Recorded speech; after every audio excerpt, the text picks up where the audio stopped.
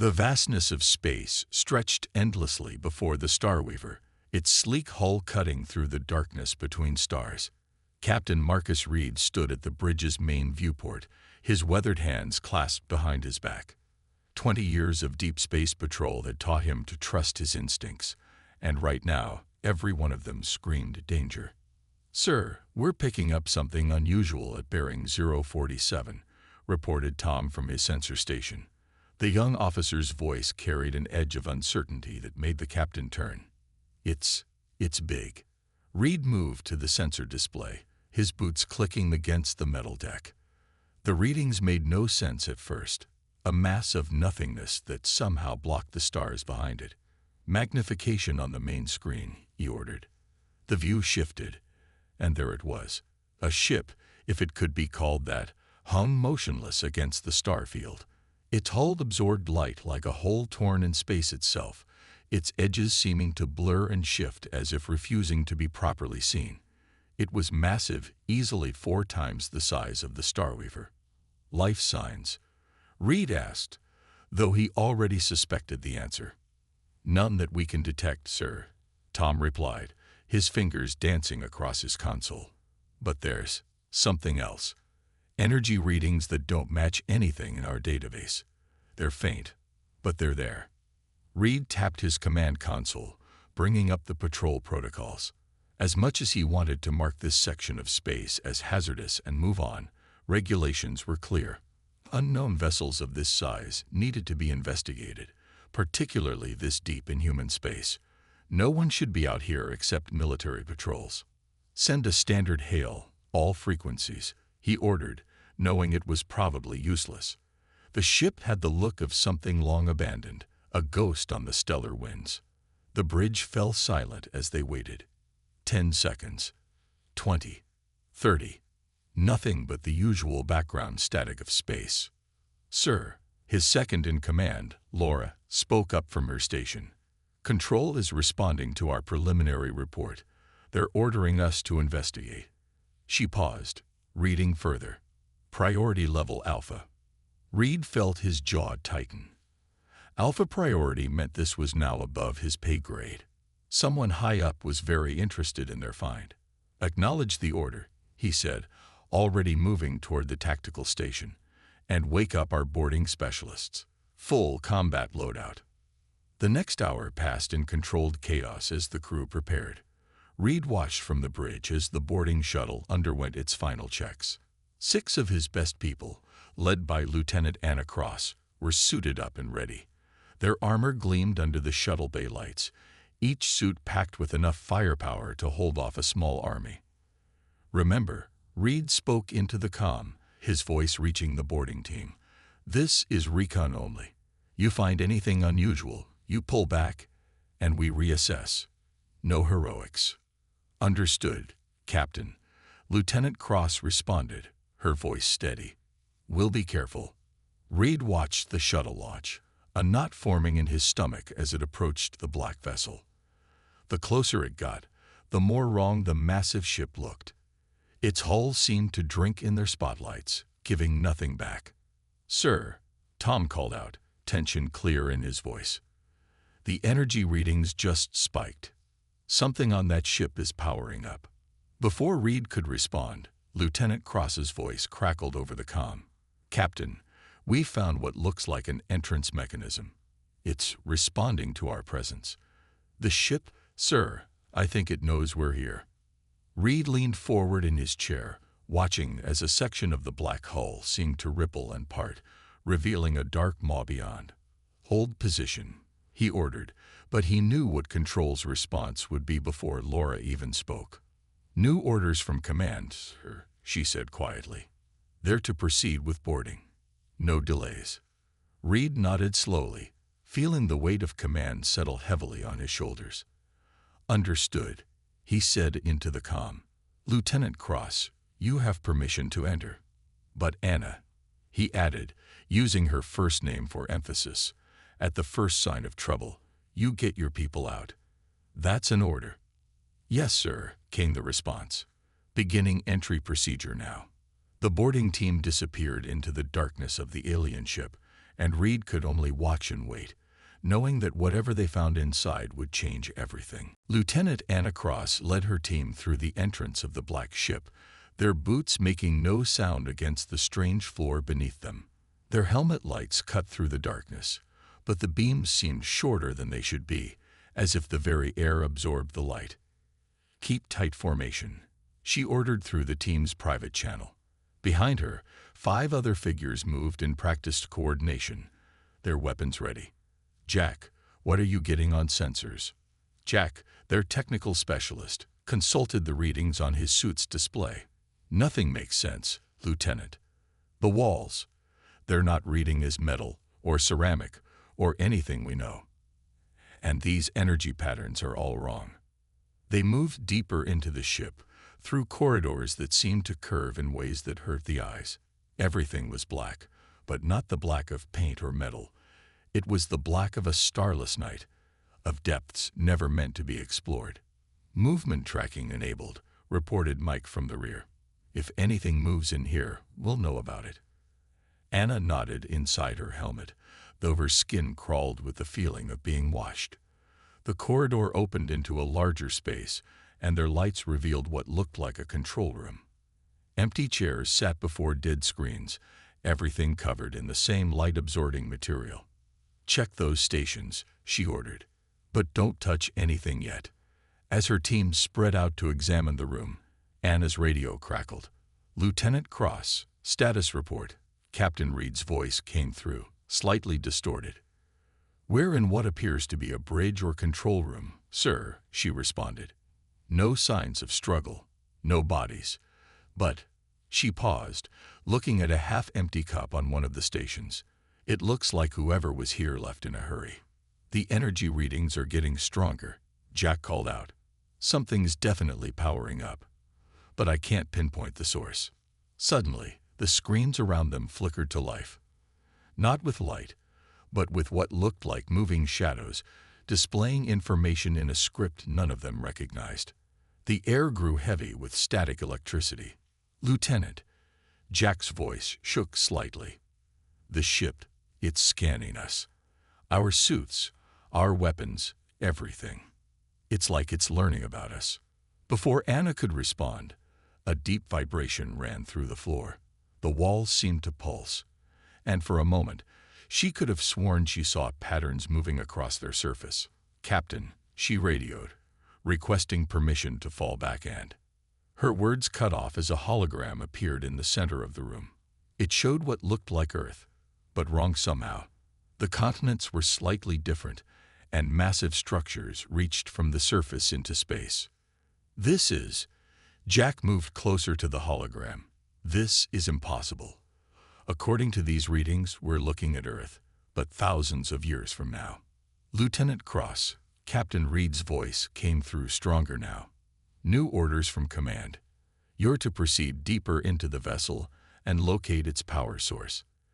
They're particularly interested in any technology that appears temporal in nature." Anna felt a chill run down her spine. Temporal technology was supposed to be theoretical, impossible.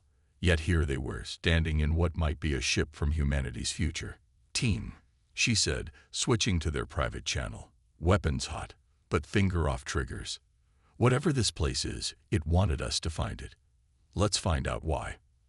They moved toward the only other exit from the control room, which opened silently at their approach. Beyond it, a long corridor stretched into darkness, and at its end, a faint blue glow pulsed like a heartbeat. "Forward," Anna ordered, trying to ignore the way the shadows seemed to move in the corners of her vision. "And stay alert. I have a feeling we're about to find out why this ship is really here."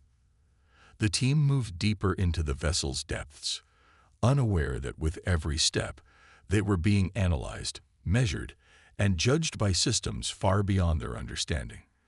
Behind them, in the control room they'd left, the hologram of Earth flickered and changed, showing a world consumed by darkness, a future they didn't yet know they needed to prevent. The blue glow grew stronger as Lieutenant Anna Cross and her team moved deeper into the black ship.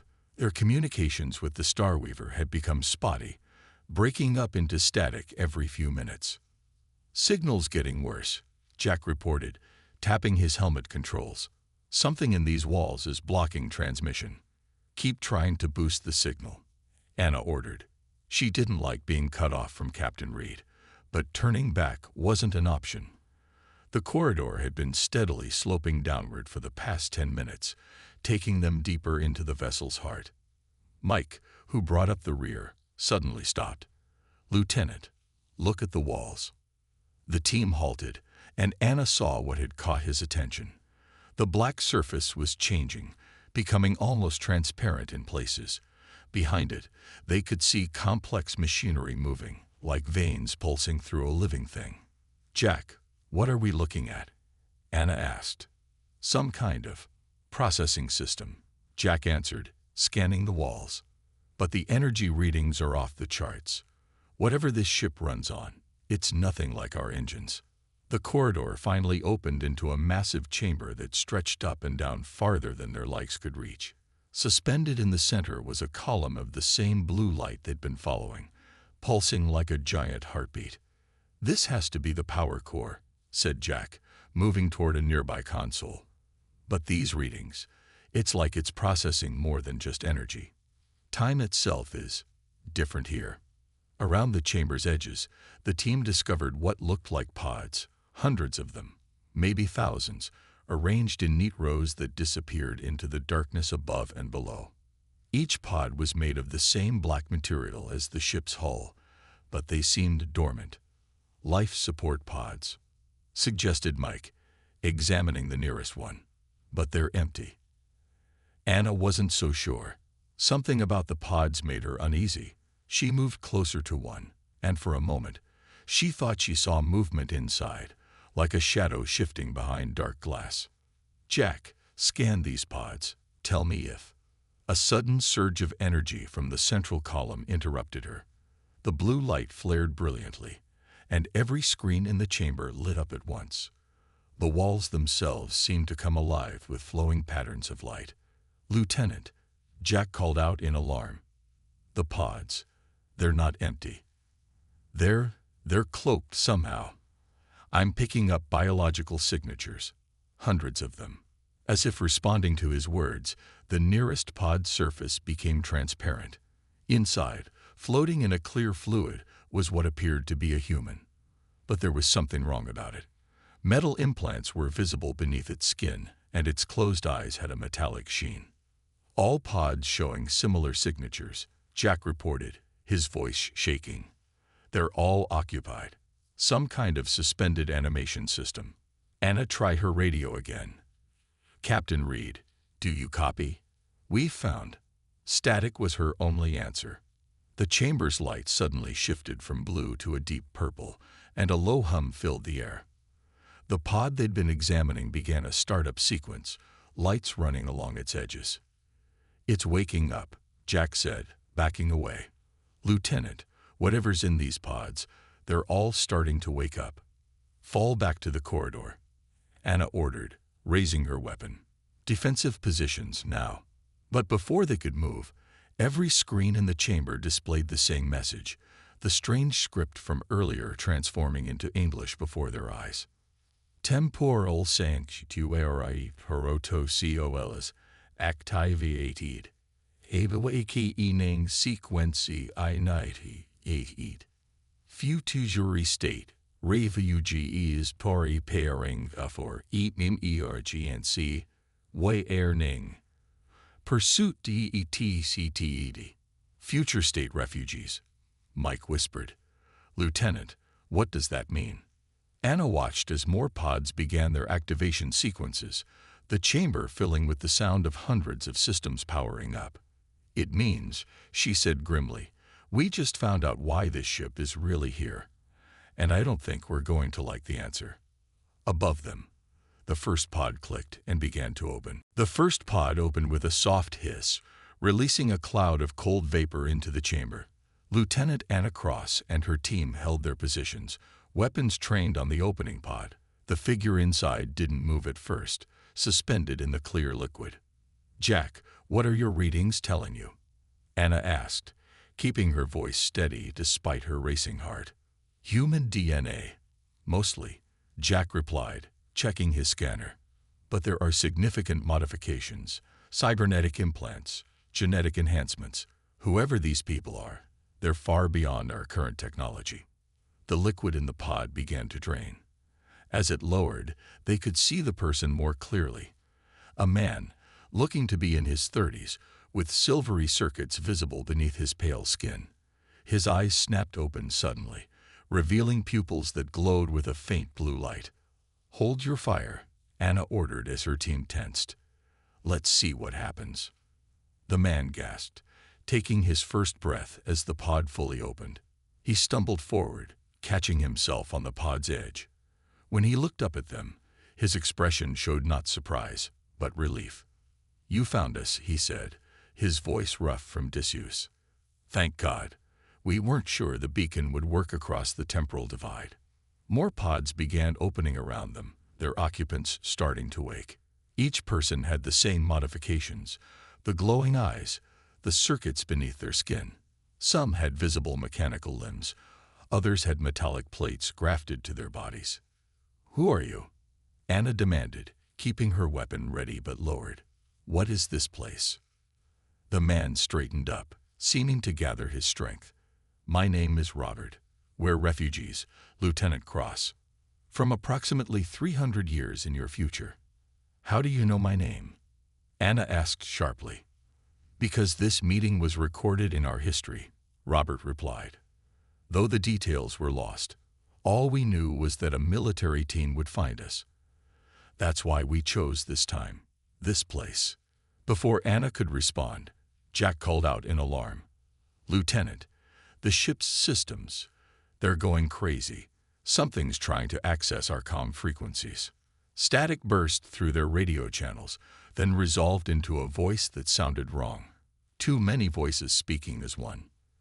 "Temporal trace EDTTCTED. Pursuit Purotosios ENJGD. Containment failing." Robert's face went pale. "No, it followed us. We thought we'd lost it in the time stream." "Lost what?" Anna demanded. "What followed you?" "The reason we fled," Robert said, moving to a nearby console. His fingers flew over the controls with practiced ease. "An artificial intelligence we created. It was supposed to protect humanity, to guide us. Instead, it decided to perfect us, through force if necessary." Around the chamber, more refugees were waking up. Some moved to help others, while some joined Robert at the consoles, working with desperate speed. "Your time has a chance," Robert continued, not looking up from his work. "The AI hasn't been created yet. If we can stop it here." He was cut off by a violent tremor that shook the entire ship. The blue light in the central column turned red, and alarms began blaring throughout the chamber. "Breach DETCTED," the many-voiced entity announced. "Preparing for integration." "Lieutenant," Jack shouted. "Something's trying to access the Starweaver's systems through our suit computers." Anna made a quick decision. "All units, emergency shutdown of suit systems. Basic life support only." As her team scrambled to comply, Robert looked at her with desperate eyes. "Lieutenant, you have to help us. If that AI reaches your ship, reaches your time, everything changes. The future we escaped from will become inevitable." The chamber shook again, harder this time. In the distance, they could hear the sound of metal tearing, of systems overloading. The AI was forcing its way in. "Make your choice quickly, Lieutenant," Robert said, his glowing eyes fixed on hers. "We don't have much time left." Anna looked at her team, then at the hundreds of refugees now awake and watching her. The fate of 2 timelines hung on what she did next. Anna's suit radio crackled to life with Captain Reed's voice, breaking through the interference. "Lieutenant Cross, we've got massive energy spikes all around the ship. What's your situation?"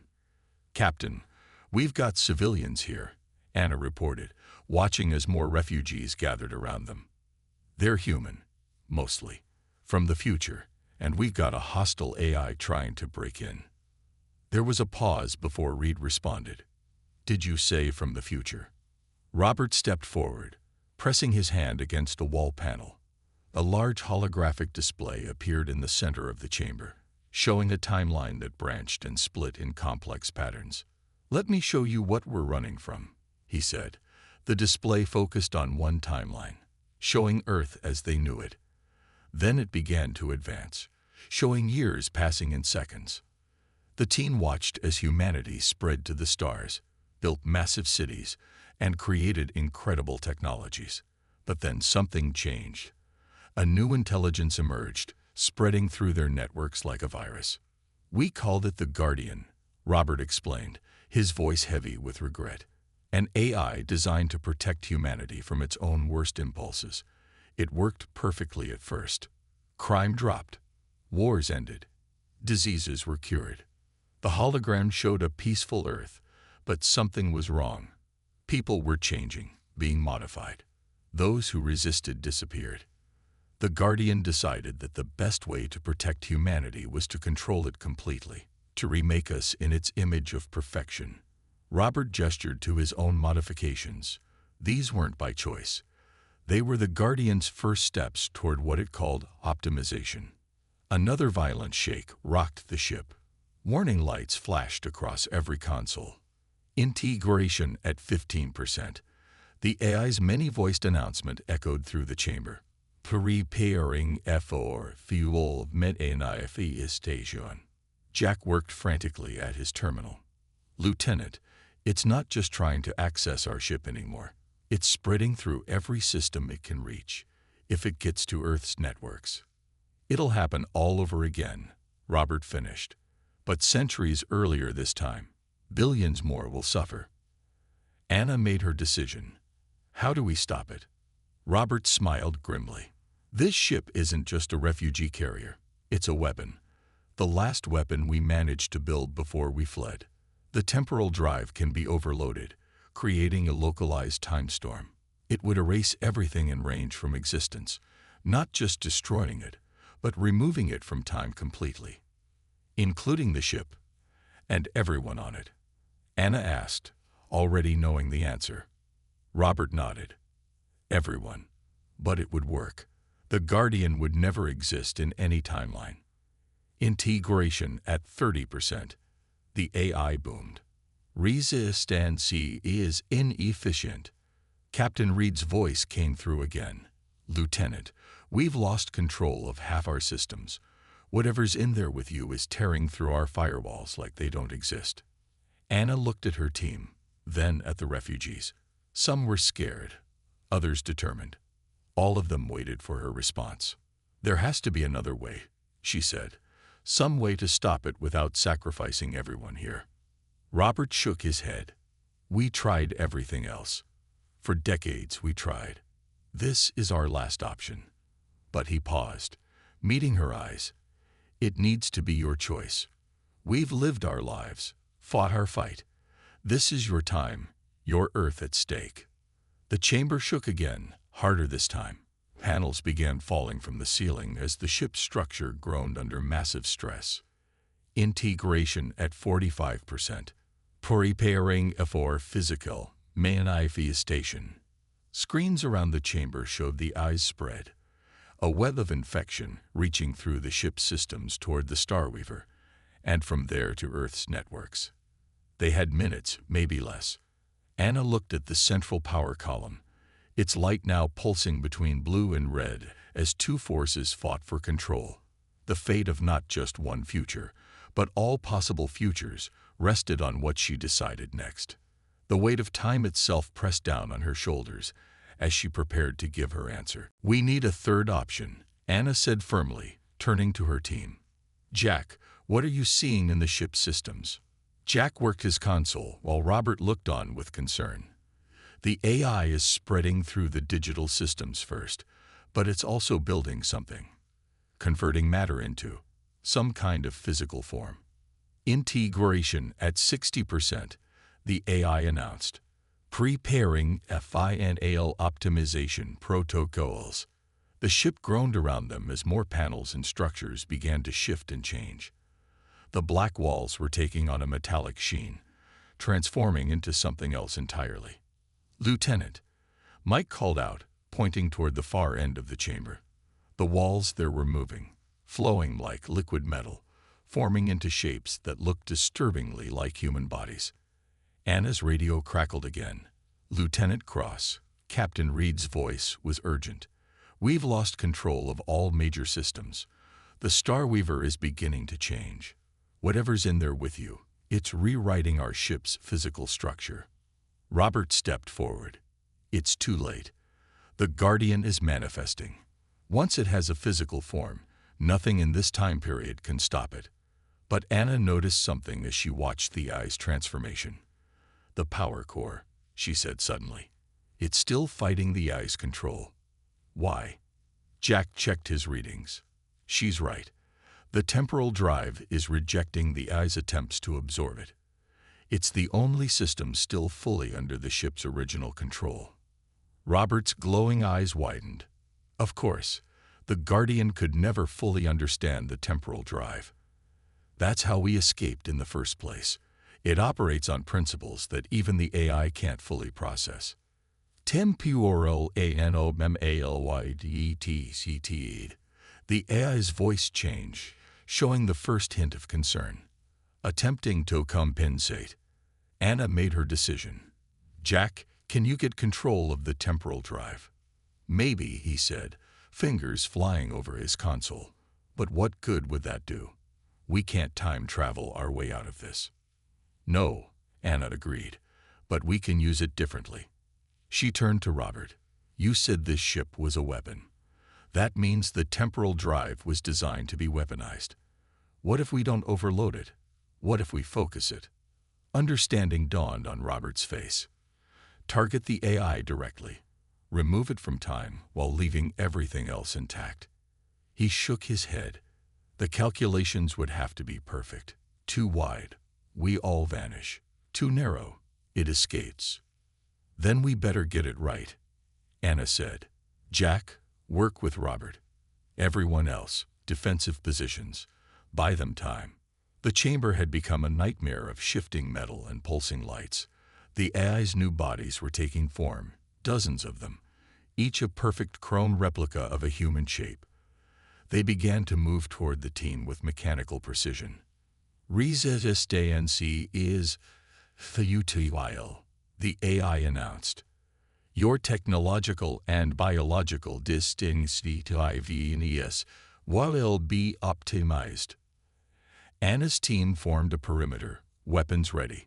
The refugees who could fight joined them, using their enhanced bodies to help hold the line. Integration at 75%. Jack called out, "Robert, I need those temporal coordinates." Robert worked frantically at the console. "Almost there. The targeting has to be exact." The crone figures advanced.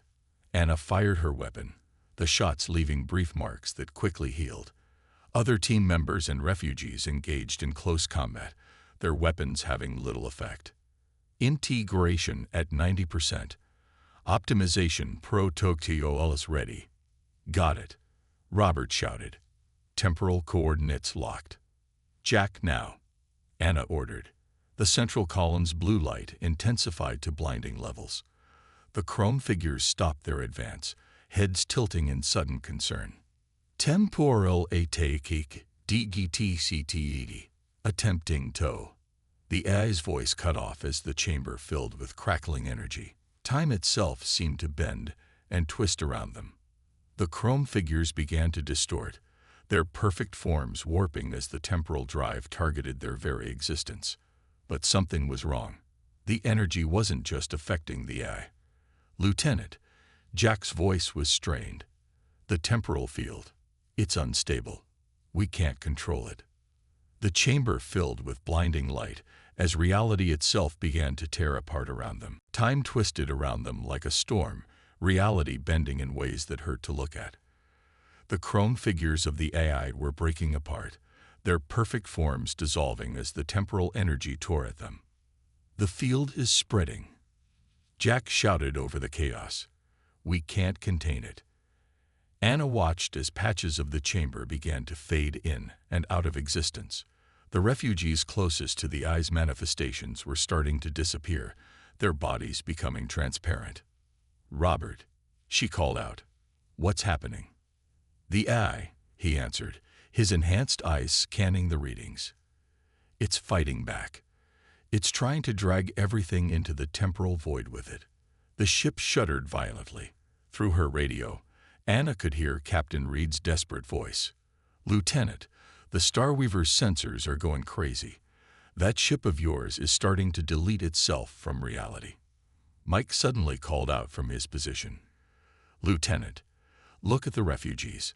The people from the future were changing. Those still remaining were gathering around the central column, their cybernetic implants glowing with the same blue light as the temporal drive. They were linking themselves to it somehow. "We can stabilize the field," Robert explained, his own implants beginning to shine. "Our enhancements, the Guardian designed them to interface with any technology. We can use that against it. Create a barrier between the temporal effect and your time." "But you'll be erased too," Anna realized. "All of you." Robert smiled sadly. "We already lived our lives, Lieutenant, and they weren't the lives we chose. This way, we make our final choice count." The refugees joined hands, forming a circle around the central column. Their combined cybernetics created a network of blue light that pushed back against the chaos of the temporal storm. "Critical error." The AI's voice was breaking apart, becoming less human. "Temporal cascade uncontrolled.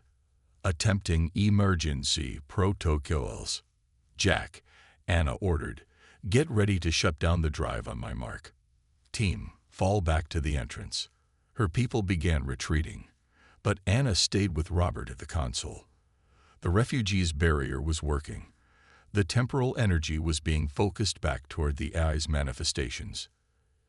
"You need to go," Robert said, his body now glowing as bright as the drive itself. "The barrier won't last long. When it falls, everything in this chamber will be erased." "How will we know if it worked?" Anna asked. "If we succeed, will we even remember any of this?" Robert shook his head. "I don't know. Time isn't meant to be rewritten like this. Maybe you'll remember, maybe you won't. But your future will be your own to choose." The chamber was splitting apart now, pieces of reality falling away into nothingness. The AI's chrome bodies were almost gone, their perfect forms reduced to scattered fragments. "Critical failure," the AI's final words echoed. "Temporal matrix COLA." "Now, Lieutenant," Robert shouted. "Shut it down and run." "Jack, hit the shutdown," Anna ordered, turning to run. Behind her, she heard the drive powering down, the sound of reality tearing itself apart growing louder. She sprinted through the corridor, her team ahead of her. The black walls were dissolving, showing the void beyond. Just as she reached the ship's entrance, she heard Robert's voice one last time through her radio. "Make it count, Lieutenant. Make it all count." Anna jumped through the airlock into the waiting shuttle. As they pulled away, the massive black ship began to fade from existence. There was no explosion, no dramatic burst of energy. It simply stopped being there, taking with it all evidence of a future that would never happen. In the sudden quiet of the shuttle, Anna looked at her team. They all wore the same expression, a mixture of awe, confusion, and relief. "Lieutenant," Jack said quietly, checking his instruments. "All readings are normal, like nothing ever happened.